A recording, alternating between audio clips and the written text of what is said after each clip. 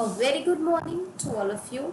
My name is Ira Kaushik, working as Assistant Professor in Information Technology, Kite Group of Institutions, Ghaziabad. Our subject is Real-Time System. Its subject code is KOE061 and today's topic is Unix as RTOS. So the topic for today's class is Unix as real-time operating system, that is RTOS. The content of today's class includes introduction to Unix, approaches to implement it as real-time operating system, and conclusion. So coming to the introductory part, that is a real-time operating system, that is RTOS in short, is an operating system capable of guaranteeing timing requirements of the processes under its control. While a time-sharing operating system like Unix strives to provide good average performance for any real-time operating system, correct timings is the key feature. So one of the most important constraint in real-time operating system is time. We are very much bounded or restricted ourselves towards time boundaries. Throughput is of secondary concern. In order to deliver the tight worst case timing performance needed by hard real time, the RTOS needs to be simple, small, predictable and optimized to minimize the worst case scenario. So there are two types of real-time operating system. One is hard and another one is soft. So when we are talking about hard real-time operating system, we are very much bounded towards the deadline. There is no delay within the deadlines. So if we are given that we need to complete any task within a duration of 5 minutes, that means 5 is the deadline. If we are completing it at 5.1 also, then it is not considered as hard real-time operating system.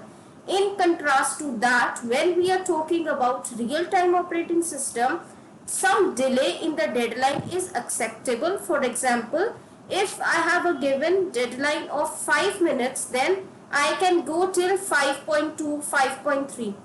So this means that some amount of delay is acceptable in soft real-time operating system. Now, what are the different approaches to implement real-time operating system? The very first one is microkernel approach.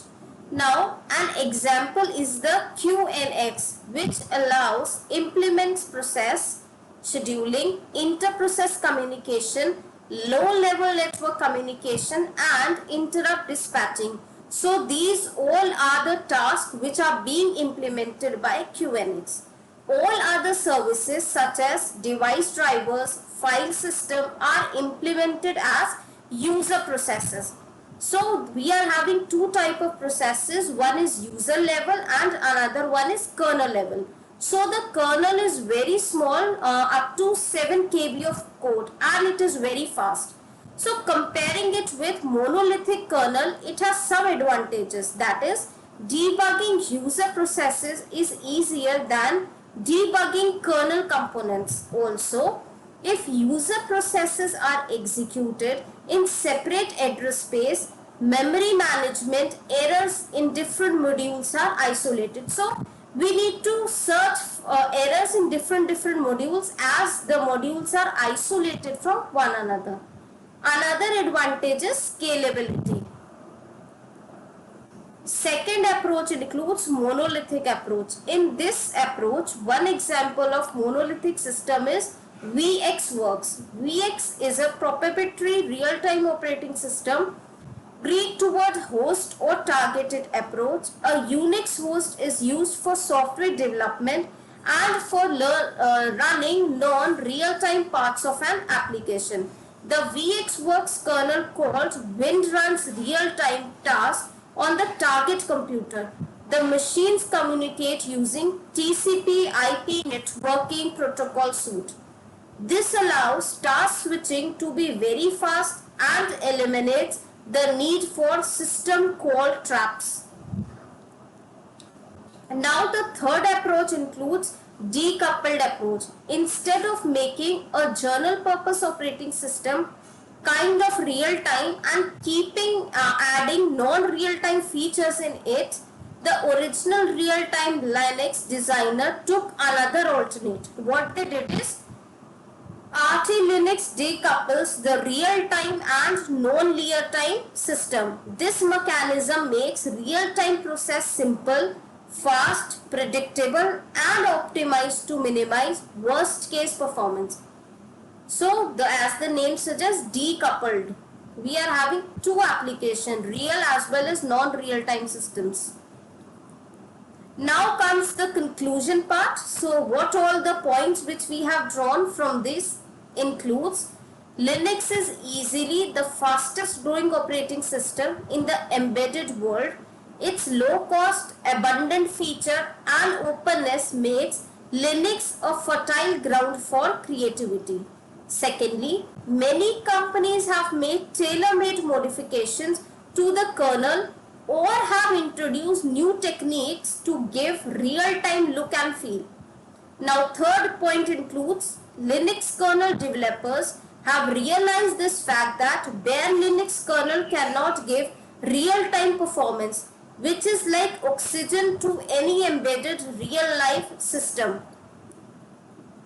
In continuation with this, hence in the new release of kernel version 2.6 has enhanced real-time performance, easily porting to new computers, support for large memory models and support for microcontrollers and an improved input-output system. Lastly, Linux 2.6 has been enhanced to provide support across spectrum of needs of embedded system from small wristband to large watches. As its importance grows, we can expect Linux to become the platform where future progress happens first. So students, in today's class we discussed about introductory part of Linux. What are the different approaches like monolithic kernel, microlithic kernel and decoupled approaches. And the last comes the concluding part of Linux operating system as real-time operating system. So this was all for today's lecture. Thank you everyone. Have a good day and take care of yourselves.